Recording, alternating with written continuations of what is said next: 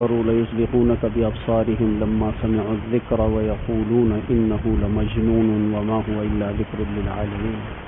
حضور نبی کریم صلی اللہ علیہ وسلم کے زمانے میں جب بارش ہوتی تھی تو آپ علیہ الصلاۃ والسلام اپنے سر مبارک سے کپڑے کو ہٹا دیا کرتے تھے، عمامہ اتار دیا کرتے تھے، ٹوپی وغیرہ ہے تو اس کو اتار دیتے اور اپنا کرتا مبارک اتار دیتے اور بارش کے پانی کے نیچے براہ راست کھڑے ہو کر اس سے نہاتے تھے، غسل فرما۔ صحابہ نے کہا کہ یا رسول اللہ، ہم آپ کو دیکھتے ہیں کہ جب بارش ہوتی ہے تو آپ اپنا سر مبارک بھی کھول لیتے ہیں، عمامہ اتار دیتے ہیں، سر کا کپڑا اتار دیتے ہیں اور آپ کرتے کو بھی اتار دیتے ہیں۔ تو آپ علیہ الصلاۃ والسلام نے فرمایا کہ بارش کا جو پانی ہے یہ براہ راست اس وقت میں اللہ کے خزانوں سے بہت پاکیزہ شکل میں نازل ہوا ہے، تو میں چاہتا ہوں کہ یہ پاکیزہ پانی جو دنیا کی گناہوں کی آلودگی سے اب صاف ہے، یہ میرے جسم کے اوپر پڑ جائے۔ ہم لوگ بارش سے نہانے سے بھاگتے ہیں، ہمیں گیلا ہونا، بارش میں نہانا یہ بچوں کا کام نظر آتا ہے، بچتے بچتے آئیں گے، کیونکہ بارش کے پانی سے زیادہ قیمت موبائل کی ہے جو جیب میں حضرت موجود ہیں، بارش سے زیادہ قیمت مسٹر قائد اعظم کی ہے جو جیب میں موجود ہے، بارش سے زیادہ قیمت ہاتھ میں بنی گھڑی کی ہے جو ہمیں بارش سے زیادہ قیمتی نظر آتی ہے۔ تو حضور نہاتے تھے بارش میں، اور وہ نہانے کی وجہ یہ بتاتے تھے کہ اللہ نے قرآن میں اس پانی کے متعلق کہا ہے وَأَنزَلْنَا مِنَ السَّمَاءِ مَاءً طَهُورًا، بے شک ہم نے آسمانوں سے پاکیزہ پانی تم پر نازل کیا۔ تو جس پانی کو اللہ پاکیزہ کہہ رہے ہیں اس کی پاکیزگی کا کیا عالم ہوگا؟ یہ زمین پہ آ کے پھر ناپاک ہوتا ہے، زمین پہ گناہوں کی آلودگی اور زمین پہ جو ظلم و ستم ہو رہا ہوتا ہے اس کا اثر اس پانی میں واقع ہو جاتا ہے، تو اس کی وہ پاکیزگی متاثر ہوتی ہے۔ لیکن جب اللہ کے خزانوں سے فرشتہ پانی کے قطرے لے کر آ رہا ہوتا ہے تو فرشتہ بھی پاک ہے، نازل کرنے والا بھی پاک ہے، اور جس پانی کو آسمانوں سے بھیجا جا رہا ہے یہ بھی بالکل پاک ہے اور پکا حلال ہے۔ کسی کا اللہ تعالیٰ نے پانی کے بخارات لے کر اس کو بارش اور بادل نہیں بنایا، اللہ نے اپنے ہی سمندر سے بخارات اٹھائے اور ان کو اللہ نے اوپر لے جا کر درجہ انجماد کے اندر جمایا، اس کو بادل بنایا اور پانی کو وہاں پر ذخیرہ کیا، اور وہاں سے اللہ پاک نے اپنے حکم سے اس کو چلا کر جس وادی میں جتنا اتارنا چاہا اللہ نے وہاں سے نازل کر دیا۔ تو اس بارش کے پانی کے پیچھے اگر آپ ساری اٹھا کر دیکھیں گے نا اس کی تعریف، تو یہ سارا کا سارا پاکیزہ نظام کے تحت آ رہا ہے۔ حکماء اس پانی کی قیمت جانتے تھے تو پہلے حکماء اپنی ساری ادویات کے اندر براہ راست وہ پانی جمع کرتے تھے تو آسمانوں سے اتر رہا ہوتا تھا، اور اپنے چھت کے اوپر اونچی جگہوں پر صاف ستھرے پاکیزہ برتن دھو کر خشک کر کے رکھ دیا کرتے تھے تاکہ وہ بارش کے پانی سے بھر جائے۔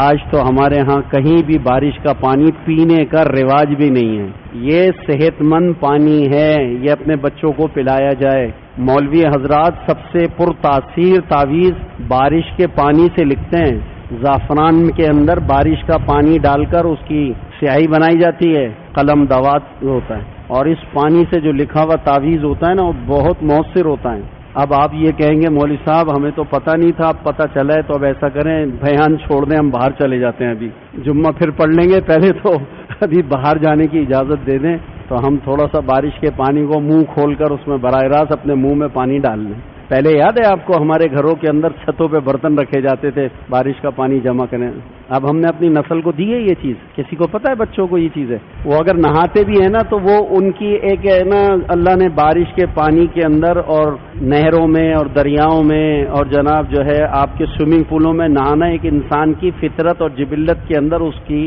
محبت اور اس کا ٹیسٹ رکھا ہے، اس لیے نہا لیتے ہیں بارش میں، ان خوبیوں کی نیت سے نہیں نہاتے، یہ جو میں بتا رہا ہوں آپ کو۔ تو حضور بارش کے پانی میں نہاتے تھے، حضور سے بڑا کوئی بزرگ ہوگا؟ آج بزرگی اس کو سمجھا جاتا ہے کہ بھائی اپنے ایک طرف بیٹھے رہو کمرے کے اندر اور بس اگر باہر نکلے روڈ پہ نکلے اور چھاتی تانی اور آپ نے قمیض ومیز اتاری تو کہیں گے لو لو لو یہ کون سے مولوی صاحب کون سے مفتی صاحب ہیں، ان کو کیا ہو گیا، ان کو کیا ہو گیا، مطلب کیا ہو گیا، پاگل ہو گئے بس یہ آپ کی نظر میں، مینٹل ہو گئے، بارش میں نہا رہے ہیں مولوی صاحب، امام صاحب بارش میں نہا رہے ہیں تو پاگل ہو گئے بس امام صاحب، اور کیا مینٹل ہیں آپ، عقل مند ہیں۔ اور اس سے زیادہ قیمتی پانی جو ہوتا ہے وہ پھر آب زمزم ہے۔ آب زمزم میں اللہ نے ایسی خوبی اور ایسا کمال رکھا ہے کہ آب زمزم کا کنواں جو تھا وہ کھلا ہوا ہوتا تھا، تو جب بارش پڑتی تھی تو اس آب زمزم کے کنویں میں بارش کا پانی بھی داخل ہو جاتا تھا، تو جب بارش تھم جاتی تھی تو آب زمزم کا کنواں اتنا جوش لیتا تھا کہ وہ پانی اوپر منڈیر تک آتا اور جتنا بارش کا پانی اس میں گیا ہے وہ سارا وہ باہر پھینک دیتا تھا اور پھر دوبارہ نیچے بیٹھ جاتا تھا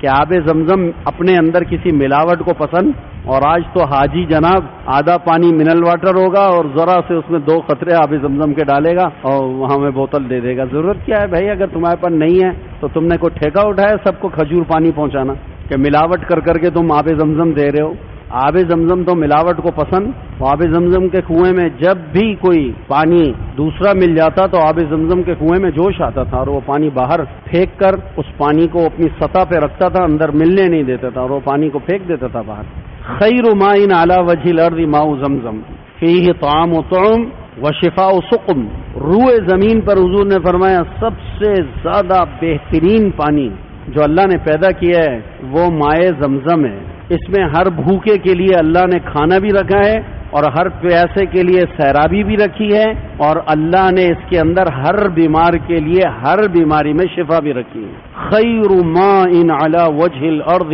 ماء زمزم، اس آب زمزم کے بعد دنیا والوں کے لیے سب سے بہترین اور پاکیزہ پانی ہے بارش کا پانی۔ بھائی فرشتہ لیے چلا آ رہے، فرشتہ نورانی ہے، جو قطرہ جس جگہ برسنا ہے تو ہمارے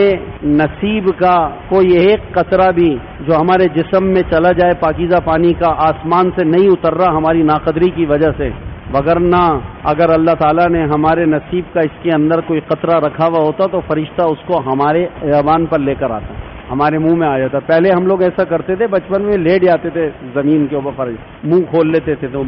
زبان کے اوپر وہ قطرے گر رہے ہوتے تھے تو فرشتہ وہاں سے اس قطرے کو میری زبان پر رکھنے کے لیے ڈالنے کے لیے آتا ہے۔ ہر قطرے کے ساتھ ایک فرشتہ آ رہا ہے۔ اب سواری کی قدر بڑھ گئی، موبائل کی قدر بڑھ گئی، پیسوں کی قدر بڑھ گئی، لباس کی قدر بڑھ گئی، چیزوں کی قدر بڑھ گئی، اس لیے ان کو بچاتے پھرتے ہیں، جلدی جلدی چھپ چھپ کے بھاگتے ہیں کہ بارش میں گیلے نہ ہو جائیں، بالکل سوکھے سوکھے آ جاتے ہیں اور سوکھے سوکھے چلے جاتے ہیں۔ ہی ہم سوکھے، ہمارے اندر وہ تراوٹ تو ہے ہی نہیں۔ بارش کا پانی تو موسم کی بارش جو وہ پانی تو کسی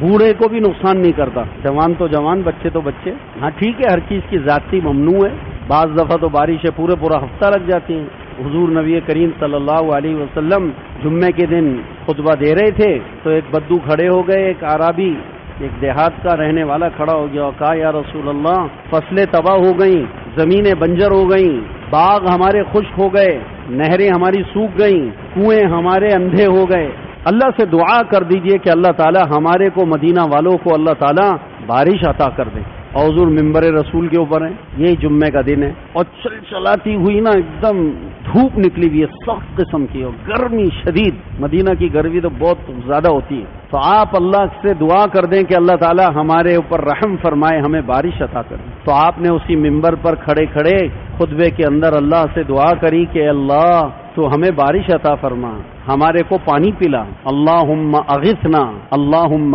اغثنا، اللہم اغثنا، اللہم اسقنا، اللہم اسقنا، اللہم اسقنا، اللہم انزل علینا الرحمہ، اللہم عاجلا غیر آجل نافعا غیر ضار، یا اللہ تو ہمیں بارش عطا فرما، اے اللہ تو ہمیں پانی پلا، اے اللہ تو ہمیں پانی پلا، اے اللہ تو ہمیں پانی پلا۔ حضور صلی اللہ علیہ وسلم نے ممبر پر کھڑے کھڑے اس سائل اور اس فریادی کی بات کے اوپر اللہ کی جناب میں متوجہ ہو کے دعا کری تو صحابہ کہتے ہیں کہ اچانک ہم نے دیکھا کہ ایک بادل کا چھوٹا سا ٹکڑا، جس کو بدلی کہتے ہیں، بدلی، بادل کے چھوٹے ٹکڑے کو بدلی کہتے ہیں اردو میں، ایک بدلی سی آئی، ایک بادل کا چھوٹا سا ٹکڑا آیا اور وہ سخت دھوپ کے اندر مدینہ منورہ کے اوپر پہنچا، اور مدینہ منورہ کے اوپر پہنچ کر اس نے جو ہے نا مدینہ کو سایہ کیا، اور اس کے بعد اس میں سے بارش برسنا شروع ہو گئی، اس میں سے بارش برسنا شروع ہو گئی، اور اتنی بارش برسی، اتنی بارش برسی، اتنی بارش برسی کہ جناب ہم نے اس دن حضور کے ساتھ جمعے کی نماز کا سجدہ کیچڑ پہ کیا، کیونکہ چھپڑ کی مسجد تھی، پانی اس کے اندر سے ٹپک کے مسجد کے اندر آ گیا اور سارے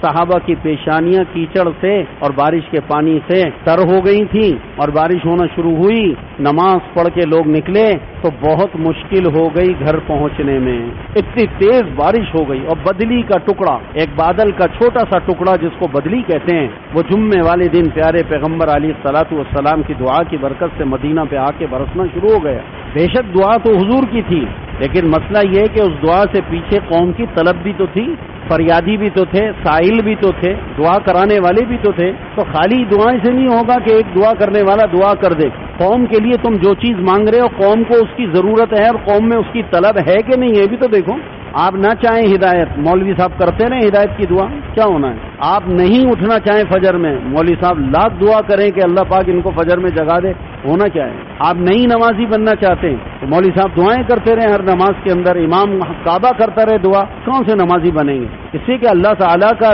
نظام یہ ہے کہ اللہ تعالیٰ بغیر طلب کے کوئی چیز اگر کسی کو دے دے تو وہ ناقدری کرتا ہے، دین ہو یا دنیا ہو. بغیر طلب کے کوئی چیز مل جائے تو ناقدری ہوتی ہے. تو اللہ نے دین کے لیے طلب کو شرط قرار دیا ہے، ہدایت کے لیے اللہ نے طلب کو شرط قرار دیا ہے. حتیٰ کہ بارش تک کے لیے اللہ نے طلب کو شرط قرار دے دیا کہ جب وہ ایک سائل کھڑا ہو کر ساری قوم کی زبان بنا اور ساری قوم کا ترجمان بنا، پورے نمازیوں کا، مدینہ والوں کا ترجمان بنا، تو اللہ کے پیارے نبی سمجھ گئے کہ یہ سب کی آواز ہے، چونکہ سب کا تعلق ہی باغبانی سے تھا، کھیتی باڑی سے تھا، سبھی پریشان ہیں. تو آپ نے دعا فرما دی اور حضور کی دعا تو پھر کہ آگے کیا چیز ہو سکتی ہے. تو بارش برسنا شروع ہوئی، اتنی بارش